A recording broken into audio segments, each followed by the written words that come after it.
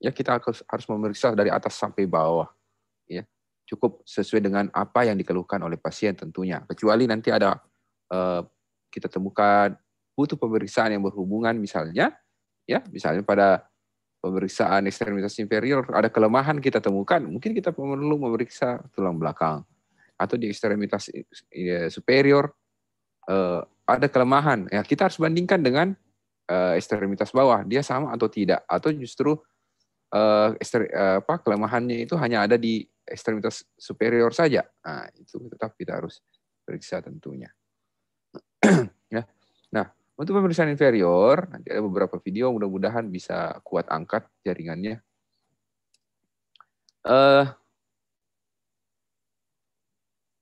Pemeriksaan panggul ya dan tungkai bagian atas, tungkai bawah maksudnya ini, tapi dari atas, malah ini sebenarnya paha. Termasuk secara umum untuk ekstremitas inferior kita butuh memeriksa atau menilai cara berjalan pasien. Ya, saya harap kalian bisa menghafalkan ini, memahami dan tahu bagaimana cara berjalan pasien, terutama jalan normal itu seperti apa. Ya, jadi ketika tahu jalan normal, maka kalau ada kelainan, ya ada perubahan dari fase-fase berjalannya, nanti kalian bisa tahu, oh ini ada perubahan. Walaupun kalian tidak tahu dari mana ini, kenapa bisa ada perubahan, ya. Tapi minimal sudah tahu ini ada sesuatu yang salah, ya. Atau ada kelainan ini, ya. Barulah kita masuk ke pemeriksaan untuk masing-masing regio setelah meriksa cara berjalan, ya. Nah, fase berjalan normalnya orang akan berpijak, ya.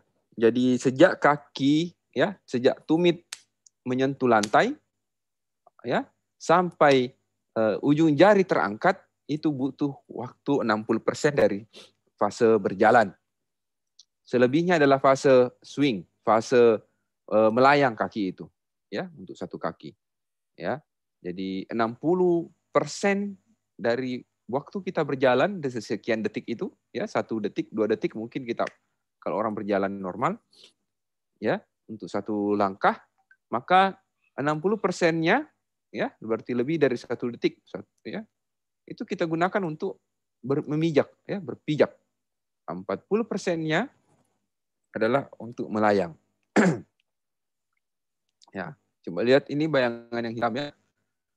Dari dia menapakkan, ya, menapakkan dia punya kaki, tumit duluan, ya. Di saat itu ada ekstensi daripada lutut, kemudian fleksi daripada hip, ya, atau panggul, ya, agar ada hentakan, ya, ada hujaman ke tanah, ya, agar bisa menapak dengan baik. Baru kemudian dia telapak kakinya menyentuh lantai secara sempurna dari depan ke belakang, ya, dari belakang ke depan, ya. Kemudian saat itu lutut akan fleksi masih sekitar 40 derajat atau, ya, 30 derajat sampai 40 derajat. Jadi untuk mencoba nanti ada gerakan ekstensi daripada hip, daripada panggul, ya, supaya femurnya bisa ditarik ke belakang, ya, ekstensi. Itu kembali lurus lagi dia punya lutut, ya. Ini dia punya lutut. Sampai gerakan itu menyebabkan orang akan terdorong ke depan, sehingga tumitnya mulai terangkat, ya, mulai terangkat memasuki area yang namanya heel off, ya, benar-benar terangkat, terlepas, tinggal tusnya, ya, tinggal jari-jari yang melekat atau melekat di lantai, baru kemudian terangkat. Ya, pada saat itu lutut akan perlahan-lahan lagi untuk melakukan fleksi, ya, fleksi sampai bisa sampai 70 sampai 90 derajat, ya, tapi 90 derajat itu terlalu tinggi, kira-kira 70, ya. Baru kemudian di swing lagi, ya, diangkat jari kakinya, maka fungsi daripada paha, otot-otot paha itu, otot-otot panggul akan mendorong tungkai itu ke anterior, ya. Akan ada fleksi daripada hip, ya, sekitar 4 sampai 45 derajat, ya. Baru kemudian dia akan mencoba meluruskan lutut kembali agar bisa kembali masuk ke fase stance kembali, ya. Heel-nya, ya, dia punya tumit itu bisa menapak kembali. Ya. Jadi fase menapaknya sekali lagi 40%. Kalau kurang dari itu, mungkin ada sesuatu, ya. Mungkin dia harus angkat cepat-cepat. Kenapa dia angkat cepat-cepat? Mungkin sakit, ya. Bisa jadi penyebabnya adalah sakit. Atau dia ini bisa jadi lama juga, ya, melebihi dari 60%-nya. Kenapa terlalu lama dia memijak ini? Ya, berarti kemungkinan ada yang terlambat untuk mengangkat. Nah, kenapa terlambat diangkat? Berarti kemungkinannya ada kelemahan. Ya. Atau dia tidak bisa lama, ya, lama di atas justru terlalu lama, terlalu jauh. Kita lihat dia bentangnya jauh. Kenapa? Ternyata kakinya pendek. Ya, tungkainya lebih pendek sebelah. Jadi dia harus swingnya lebih lama, kelihatan melayang lebih lama. Ya. Nah, ini kira-kira fasenya. Ya. Fase berjalan, ya. Nah, antara stance dengan swingnya, ya.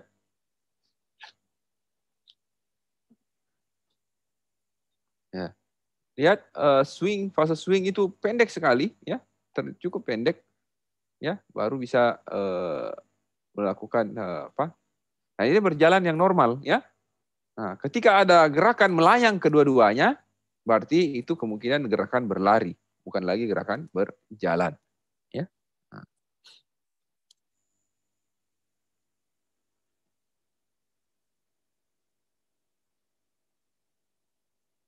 Nah, setelah melihat fase berjalan, ya, kita sudah bisa melakukan pemeriksaan pada panggul.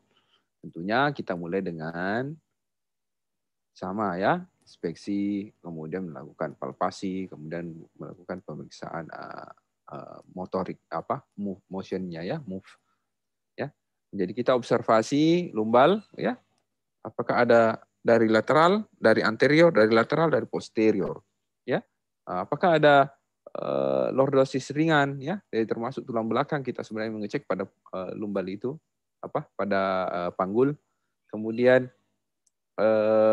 lihat ada otot-otot yang atrofika atau tidak, ya. Kemudian kita melakukan palpasi. Ingat, ketika palpasi yang perlu diperhatikan adalah wajah pasien, ya. Sebelumnya sampaikan bahwa kita akan melakukan perabaan. Jika ada nyeri, mohon disampaikan, ya, supaya pasien tidak kesakitan, ya. Bukan kita yang menyebabkan pasien sakit. Kemudian kita periksa crista iliaca, kita raba sedikit-sedikit, ya, pelan-pelan, secara gentle, ya, ada nyeri atau tidak, sampai kira-kira crista iliaca itu setinggi dengan 4, ya. Saya kira saya pernah singgung di pemeriksaan tulang belakang, ya. Kemudian identifikasi sias di anteriornya, ya, spina iliaca anterior superior.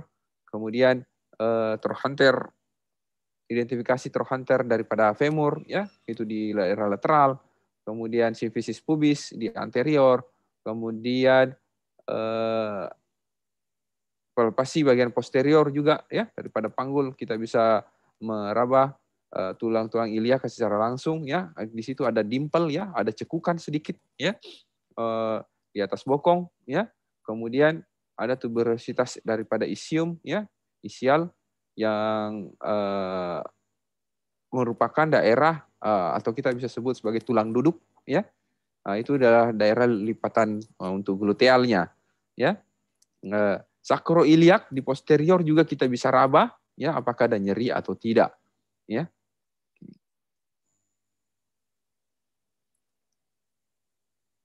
Kemudian untuk pemeriksaan khusus pada hip ini sebenarnya tidak ada pemeriksaan yang khusus, ya. Nanti akan ada pemeriksaan panjang, tapi itu nanti sekalian di bagian akhir baru kita bahas, ya. Nah, periksa range of motion-nya, range of movement, ya. Ada gerakan fleksi, ya.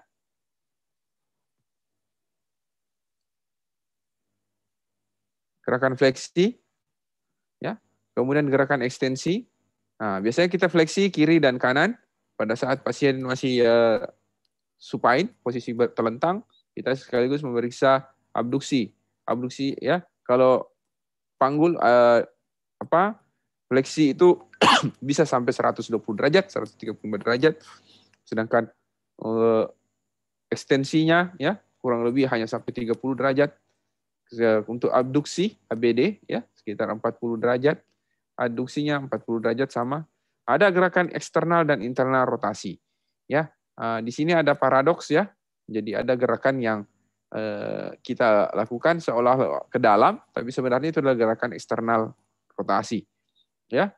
Ya, ini adalah gerakan eksternal rotasi, ya, dari panggul, ya. Kita lihat kakinya, tungkainya justru kita putar ke dalam.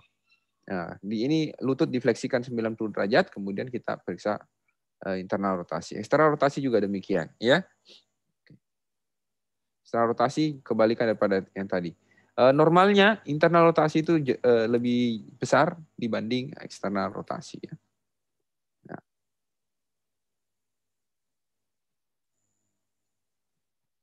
Oh, sudah masuk ke lutut. Baik, nanti ada video saya kira. Nah, untuk pemeriksaan lutut, ya, kita harus perhatikan baik-baik, ya, melalui inspeksi. Ada tidaknya sulcus, ya, pada lutut, ya, harus tahu yang mana patella, yang mana kondilar, ya. Oke, jadi dari awal kita bisa memfix dari lihat, oh ini area patella, ini kondilarnya, ada udem atau tidak, ya, ada tanda-tanda inflamasi atau tidak, ya. Tanda-tandanya dari mana kita tahu? Dari cekukan yang ada di sekitar patella, ya, para patellar notch-nya. Itu ada cekukan-cekukan. Pada orang kurus biasanya kelihatan, orang gemuk pun harusnya kelihatan. Nah, kenapa? Itu adalah daerah antara kulit dengan kapsul itu bisa dibilang tidak ada batasnya. Jadi kulit menempel langsung pada bungkus sendi, ya. Jadi kalau ada udem atau apa, itu akan menonjol keluar, ya. Notch-nya atau cekukan itu hilang. Ataukah di dalam kemungkinan besar ada cairan juga, ya, ada efusi, maka notch-nya akan hilang, ya. Oke. Kemudian kita palpasi, lihat area nyeri, kemudian tibio femoral kita perhatikan dengan baik karena di situ ada persendian. Ingat, genu itu terdiri atas 3 tulang, ya, 3 persendian di situ, ada genofemoral, tibio femoral, ada tibio patellar, ya, dan ada femoropatellar, ya. Nah, kita pun harus melakukan pemeriksaan patellofemoral grinding test, ya. Jadi diperiksa patella itu bagus bergerak atau tidak, ya, smooth tidak, atau ada kasar yang kita rasakan, atau nyeri justru untuk pasien, ya. Bisa digerakkan dengan bebas tidak patella itu, ya. Kemudian suprapatellar notch-nya, kantong-kantong suprapatellar itu harus diperhatikan, ya. Di daerah atas daripada patella ini ada kantong juga, ya. Biasanya isinya cairan sinovial, tapi biasa terisi dengan cairan efusi, ya, cairan radang. Di situ bisa, ya. Kemudian palpasi daerah posterior, biasa kita temukan ada Becker cyst namanya, ya, menonjol di situ seperti balon, ya, hanya tidak sebesar juga seperti balon, jadi cuma kita bisa raba. Kira-kira paling besar biasanya sebesar bola pingpong, ya. Nah, itu bisa sebuah Becker cyst, ya, kista Becker. Otot-otot gastrocnemius di posterior kita raba, soleus, kemudian juga tendon Achilles, ya, karena berhubungan semua. Nah, ini contoh untuk pemeriksaan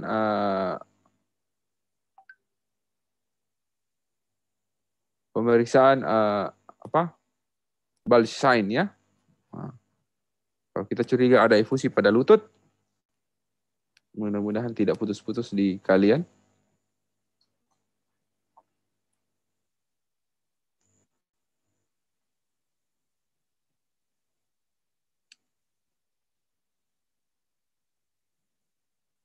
Ya.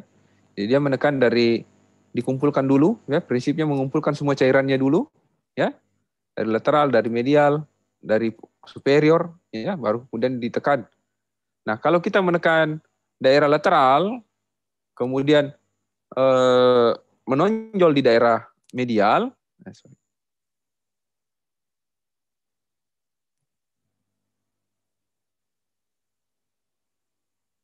ya, kalau kita tekan, maka akan ada seperti undulasi, ya, dia akan mengembang juga di sini. Kenapa? Cairannya yang tertekan. Begitu kita tekan dari medial, di lateral akan mengembang pada kondisi yang abnormal, ya. Nah, ini kita bisa tekan cairannya yang sudah terkumpul di situ, ya. Nah, seperti ini kira-kira. Sambil juga kita menggerakkan, ya, ini melakukan gliding daripada patella, ya.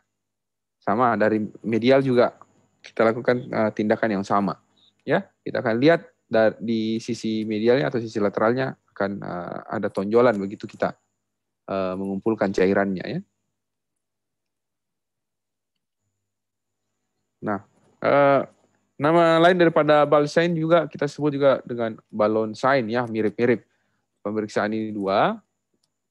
Ya, kalau tadi pada bulge kita periksa bulging, ya, tonjolan yang keluar. Pada balon sign itu patella yang akan kita tekan, ya. Jadi jari kita letakkan di kiri dan kanan daripada patella, kemudian dari atas, ya, tangan juga akan menekan patellar notch, ya. Jadi kita menekan dua-dua.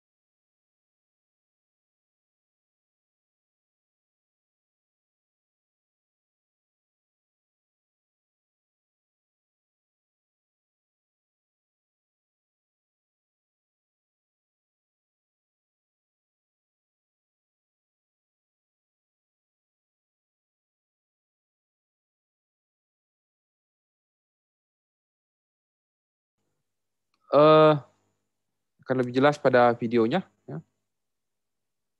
Ini videonya.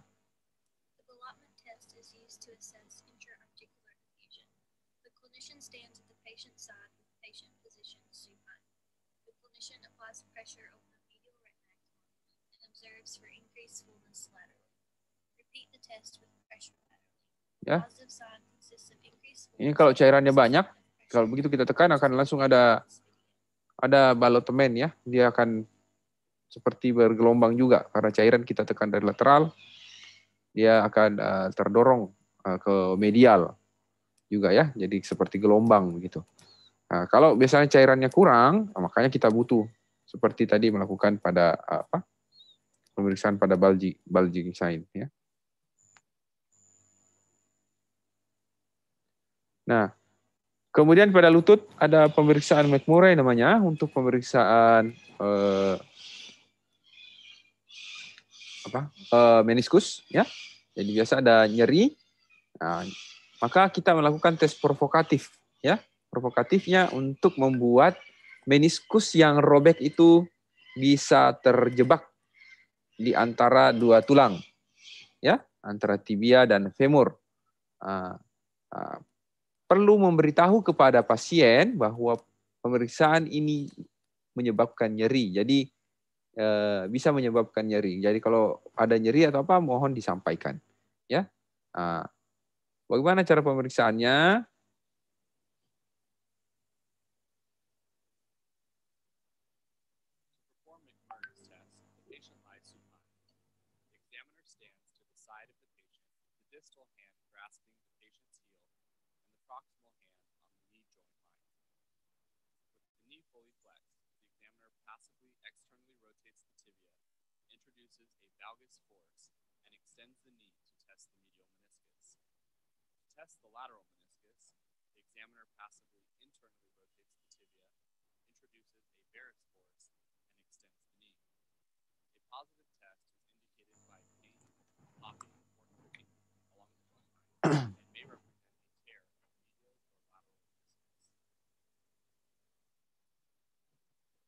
Ya. Jadi meniskus kita ada di medial dan lateral, ya. Jadi prinsipnya adalah membuat ruangan sempit bagi meniskus. Jadi kalau misalnya kita mau memeriksa meniskus yang medial, maka kita harus membuat pasien divaruskan. Jadi ditarik ke lateral, ya, ke arah pemeriksa supaya daerah medialnya itu menjadi sempit, ya. Kemudian di eksternal rotasikan, ya. Nah, kemudian diekstensikan. Itu untuk membuat dia entrap atau terjebak. Nah, begitu pula sebaliknya pada coba lihat. Ya, jadi ini difleksikan full, ya, sekitar 90 derajat.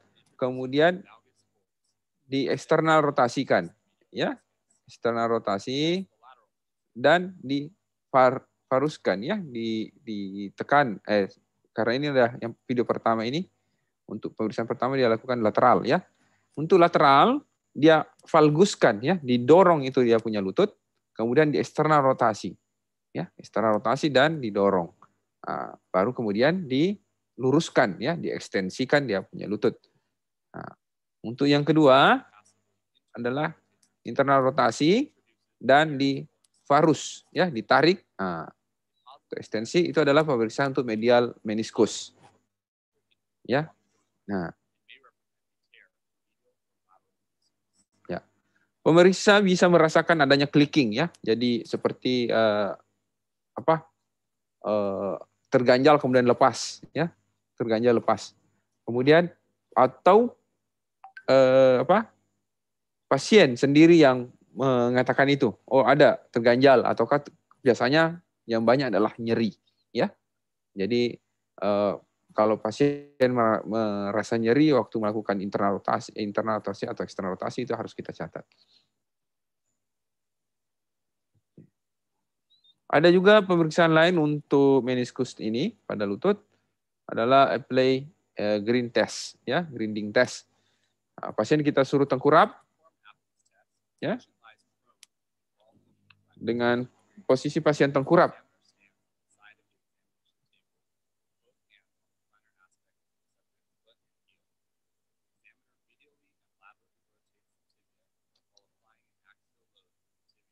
Nah,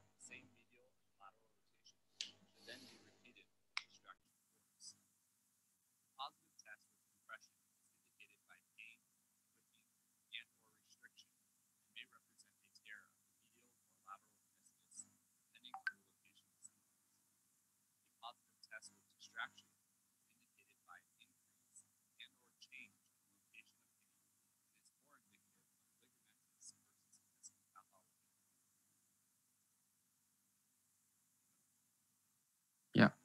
Untuk grinding test ini, ya, sekali lagi lututnya di posisi 90 derajat. Kemudian mirip tadi dari McMurray. Kalau kita internal rotasikan, maka kita akan periksa meniskus medial. Kalau eksternal rotasikan, meniskus lateral.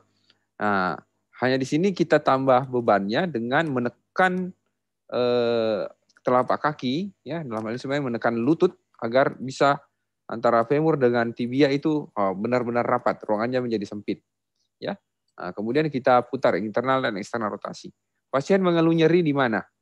Di internal rotasi atau ke eksternal rotasi? Jika internal rotasi, maka cederanya atau robekan kemungkinan besar ada di meniskus medial. Ataukah jika di eksternal rotasikan, maka cederanya ataukah robekannya ada di meniskus lateral, ya. Kemudian kita konfirmasi lagi juga dengan distraksi, ya, apply distraction test ya. Tadi kalau ini grinding kayak dia kita tekan, maka ada yang kita tarik juga ya. Jadi ya ini apply grinding test.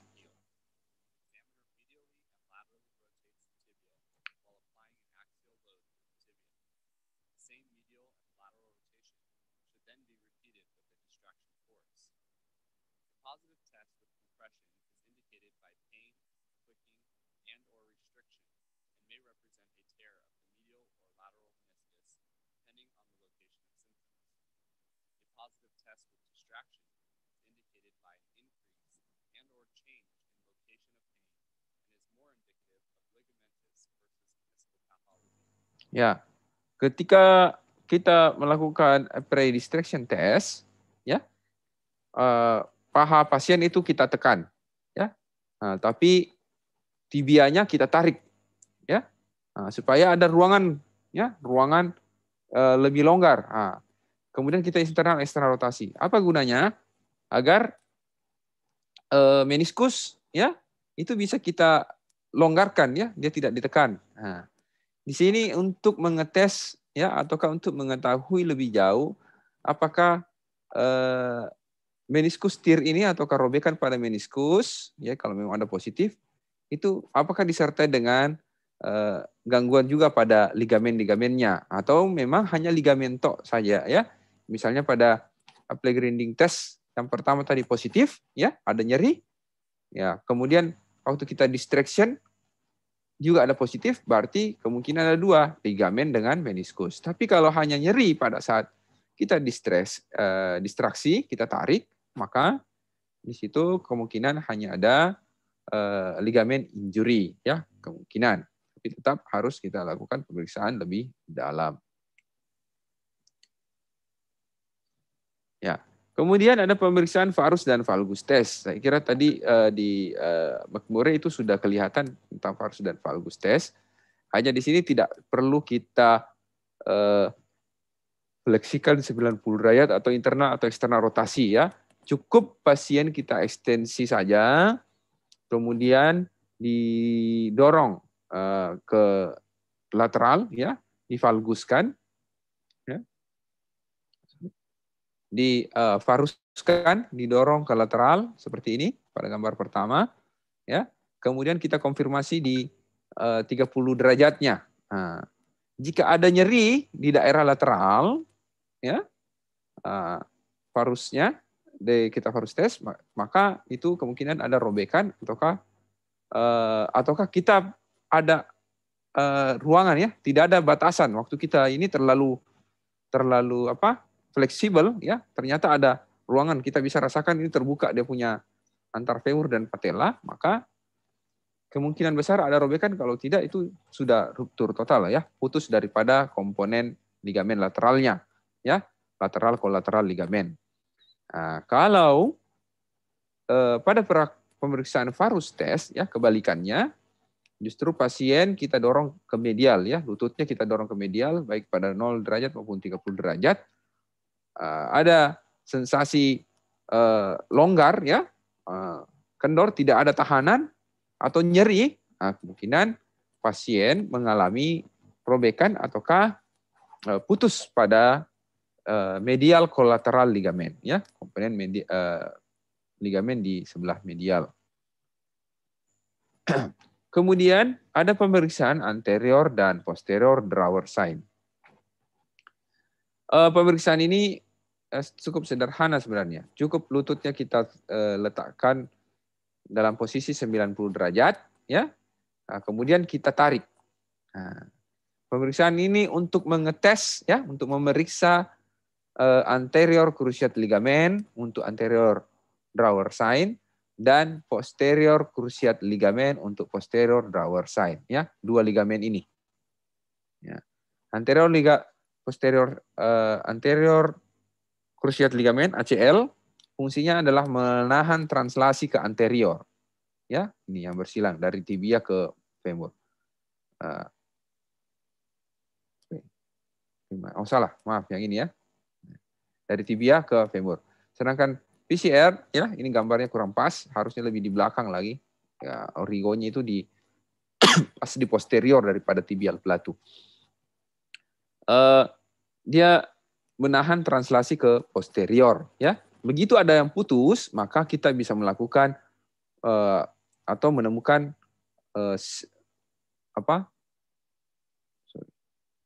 menemukan tanda adanya lekukan, ya, pada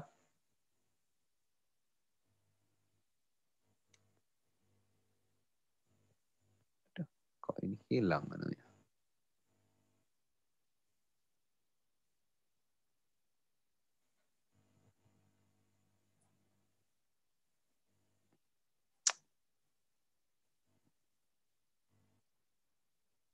Oke. Dulu. Ya. Nah, normalnya ya lutut itu harus smooth, punya kurva yang baik, ya. Nah, seperti ini misalnya. Nah, pada anterior drawer test kita akan menemukan tibia akan lebih di depan, ya, karena kita menarik tibia ke anterior dan itu akan terdorong meninggalkan femur seperti ini, ya. Nah, ada lekukan, ya, atau tidak ada tahanan. Pada posterior drawer test juga kebalikannya, begitu. Justru patella akan menonjol ke anterior seperti ini, ya. Nah, karena tidak ada tahanan ke posterior, ya. Nah, kedua tes ini kita gunakan jika kita curiga ada putus ataukah robekan dari cruciate ligamen, baik anterior maupun posterior.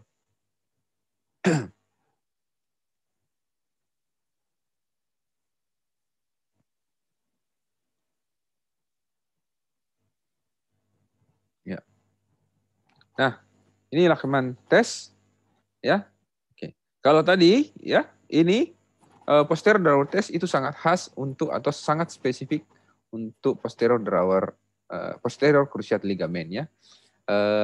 Begitu kita temukan tanda itu kita sudah yakin ini sudah putus, ya. Untuk anterior cruciate ligamen biasanya bisa saja terjadi laxity, ya, kendor saja dia punya ligamen, karena ada beberapa orang memang dia punya ligamen itu kendor, ya, tidak pas-pasan, gitu, ya. Beberapa untuk pada umumnya kan orang pas-pasan itu, ya, tidak bisa bergerak lentur.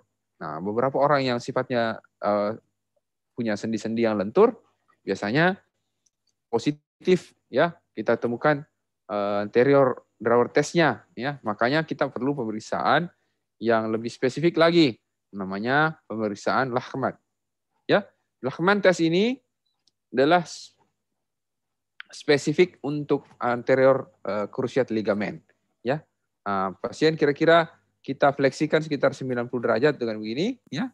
Kakinya biarkan di lantai, ya, bokongnya juga tinggal lututnya yang kita angkat sedikit sekitar 30 derajat.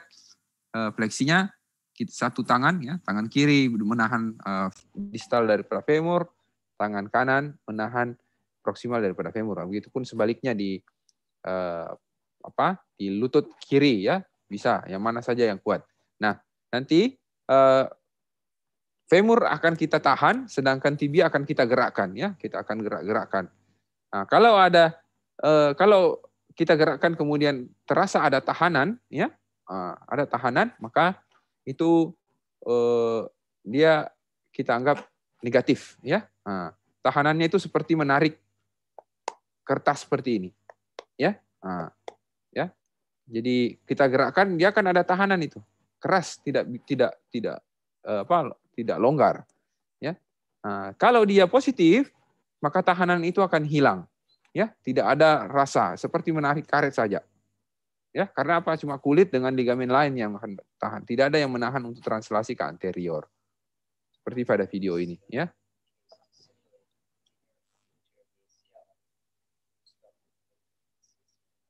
Ya, dia sudah lepaskan ACL-nya, ya. Ini Lachman test.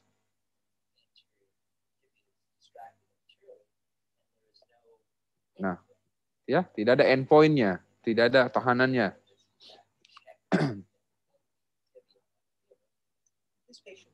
Nah, ini pada pasien yang sebenarnya.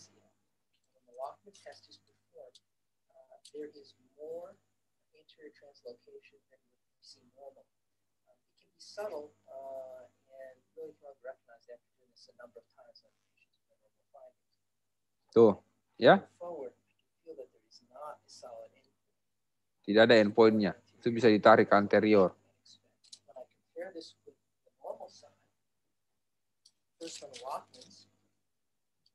Ya. Itu ada tahanan, tertahan. Ya.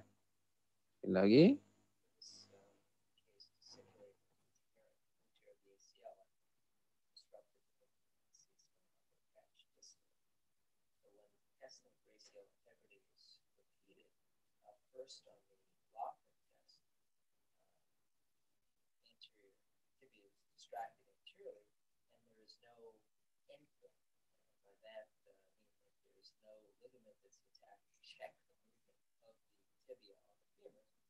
This patient has a disrupted ACL. And when the Lachman test is performed, there is more anterior translocation than would be seen normally.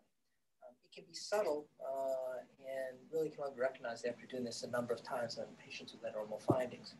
So when I pull forward, I can feel that there is not a solid endpoint and that there's more anterior translocation than I'd expect. When I compare this with the normal side, first on the Lachmans, again, there's a firm endpoint on this knee.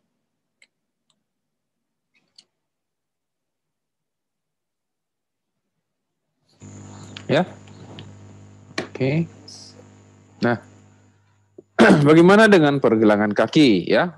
Pergelangan kaki sama sebenarnya kita juga harus memeriksa inspeksi, lihat ada udem atau tidak. Ya, ada tanda-tanda efusi atau tidak, ada kemerahan, ada hematom ya, kita lihat atau tidak. Kemudian otot-otot sekitarnya ya, ada atrofika atau tidak. Ya. Kita lihat permukaan dari pergelangan kaki ya, kemudian lihat permintas ada nodul ya, kalus ya, ataukah terjadi pendangkalan ya. Dalam hal ini terjadi cekungan ya. Oke. Kemudian kita palpasi ya, perlahan secara gentle ya, secara halus kita coba raba ya, ada nyeri atau tidak ya, terutama daerah-daerah tonjolan-tonjolan daripada tulang. Karena di situ biasanya tempat melekatnya. Periksa tendon Achilles ya, di posterior ya. Kalau tadi anterior kita periksa ligamen-ligamen, di posterior kita ada tendon Achilles, kita bisa raba ya. Kemudian daerah tumit juga kita raba, daerah posteriornya ya, daerah telapak kaki ya, daerah tumit. Kemudian daerah malleolus ya. Kemudian daerah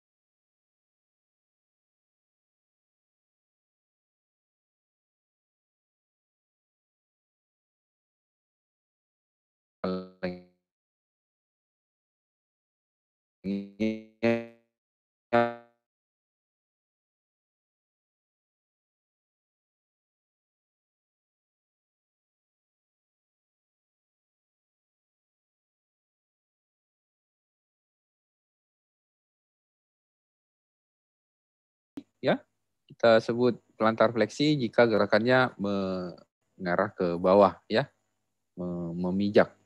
Sedangkan untuk dorsofleksi gerakan ke dorsal, ke atas ya. Berada pergelangan. Gerakan ini adanya di pergelangan kaki. Kemudian ada inversi. Inversi itu kalau dia kita lipat ke dalam ya, pergelangan kaki itu ya, kaki melipat ke dalam. Eversi kebalikan. Ya. Nah, ini adanya di pergelangan kaki. Ya. Untuk pemeriksaan khususnya sendiri, ada anterior dan posterior drawer test ya, sama. Mirip pemeriksaan Lachman pada Genu ya, cuma ini kita langsung periksa ke depan dan ke belakang langsung. Ya.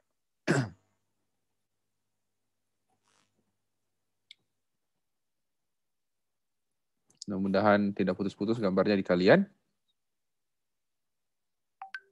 Ya, jadi ini kita periksa kunci tibianya kemudian sekitar 20 derajat kita plantar fleksikan dan ditarik ke depan. Nah, itu ya.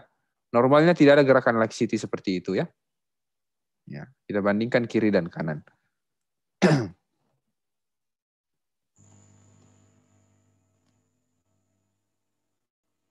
Lagi.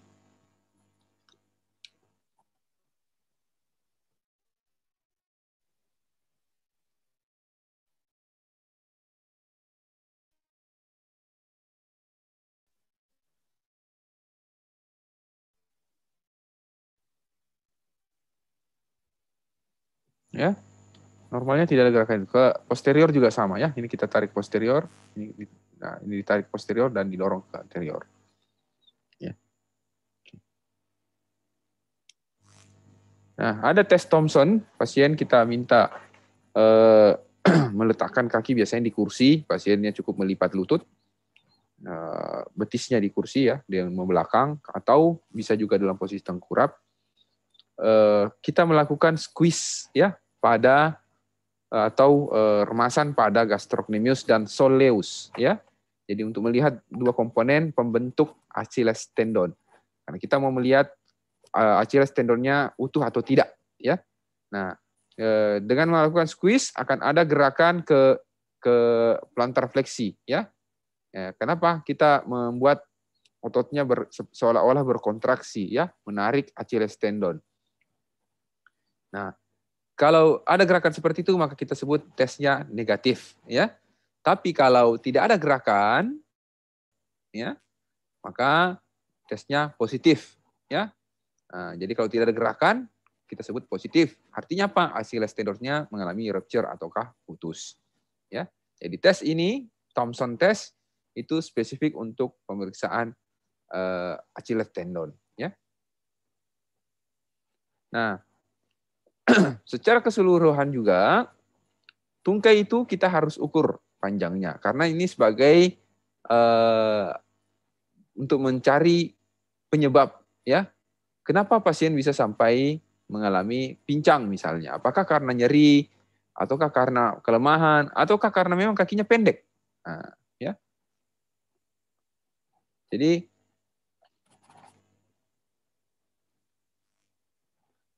ada dua pemeriksaan maaf, ada dua pemeriksaan yang kita lakukan pada pemeriksaan panjang ini. Ada istilahnya true leg length, ya, panjang yang sebenarnya. Ada yang appearance leg length, panjang tungkai yang terlihat, ya, yang kelihatan. Nah, untuk true leg length itu kita mengambil body marker. Jadi tonjolan-tonjolan tulang yang bisa kita jadikan marker. Biasanya salah satunya adalah sias, ya, spina iliaca anterosuperior, ya, ada tonjolan di depan panggulnya kalian, itu bisa teraba sias.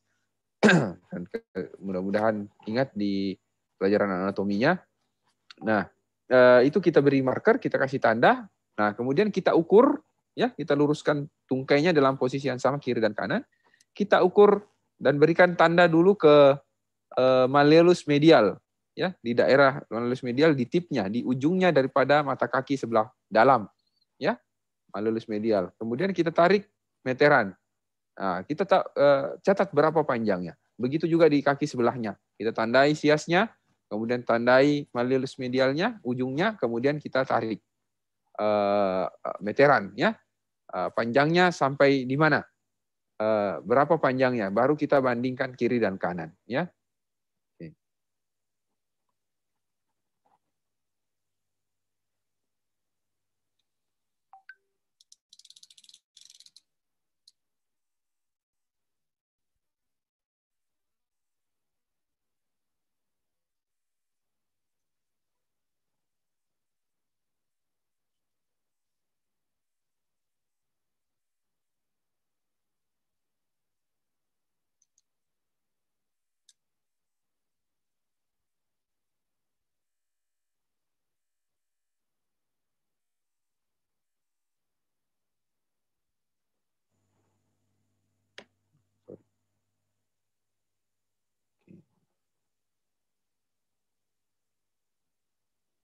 Ya, ini adalah true leg length istilahnya, ya, TLL.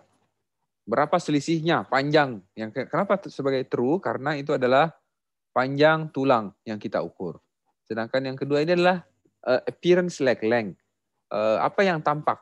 Biasanya yang menjadi patokan adalah bukan tulang yang menjadi patokan ya. Bisa di processus symphydoeus ataukah di umbilicus. Kita tarik dari umbilicus ya, untuk pada video ini dari umbilicus ke malleolus medial. Untuk mencari tahu ada enggak kompensasi ya. Sudah ada kompensasi atau tidak. Kompensasi apa itu? Lumbal mungkin sudah mulai bergeser ya. Maksudnya sudah mulai melengkung juga, mengalami skoliosis karena ataukah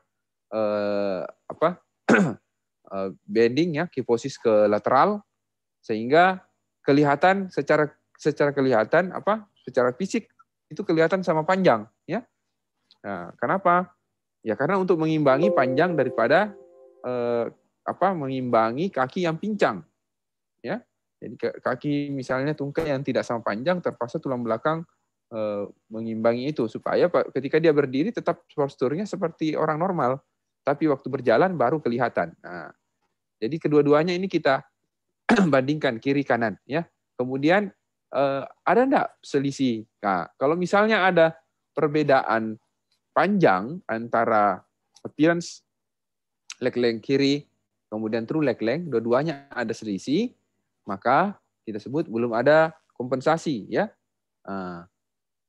Kemudian jika ada perbedaan ya, jadi misalnya di appearance leg length tidak ada selisih antara kiri dan kanan, dan di true leg length ada selisih kiri dan kanan, maka kita sebut itu ada selisih panjang tungkai dengan disertai sudah ada kompensasi daripada lumbalnya ya, daripada tulang belakang.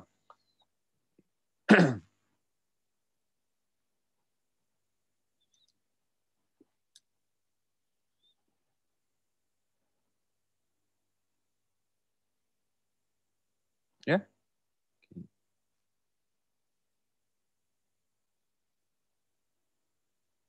Oke. Untuk pemeriksaan tungkai bawah dan terutama untuk pemeriksaan khusus itu saja saya kira yang penting-penting. Untuk secara umum sekali lagi kita melakukan pemeriksaan cara berjalan, kemudian melakukan inspeksi ya, inspeksi secara sama seperti yang lain ya. Tungkai atas ya, kita lihat ada kelainan atau tidak, deformitas, ada udem kah, ada tanda-tanda radang ya. Kemudian periksa palpasi, ada nyeri atau tidak ya. Lihat ada krepitasi misalnya ya, ataukah nyeri tekan ya, ada efusi terutama pada sendi, kita bisa melakukan efusi. Kemudian range of motion ya, ruang gerak sendinya sampai di mana ya, untuk dipanggul, di lutut ya, di pergelangan kaki ya, jari-jari kaki pun sebenarnya ada. Nanti kalau ini terlalu panjang. Kemudian pemeriksaan khusus yang tadi terutama di lutut yang banyak ya, dan di pergelangan kaki ya. Saya kira demikian. Kalau ada pertanyaan silahkan dek. Halo.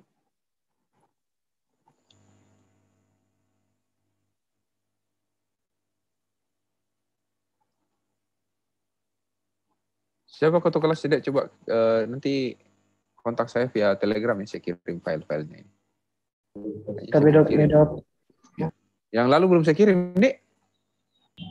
Tapi dok, iya dok, belum dok.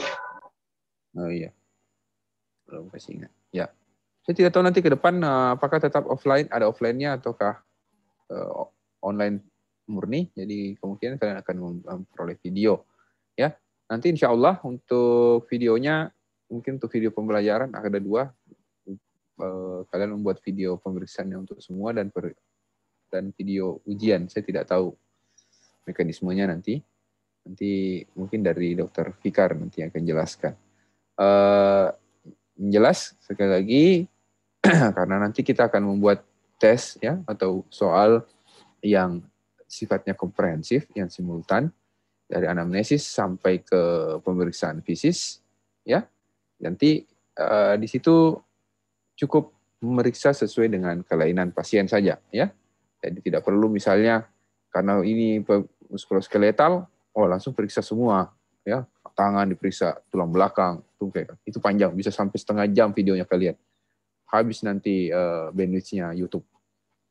Ya, nanti kalau ini mungkin berdasarkan regio-regionya saja, ya. Nah, tapi itu bukan berarti kalian cukup tahu itu saja, tidak. Tetap belajar, nanti sampai muncul soal langsung bikin. Ya, jadi itu. Ada pertanyaan, Dek? Kalau tidak ada, terima kasih semuanya. Nanti tolong ketua kelas di ping saja saya di Telegram, yang mana akun Telegramnya. Ini nanti sampaikan ke saya. Terima kasih semuanya.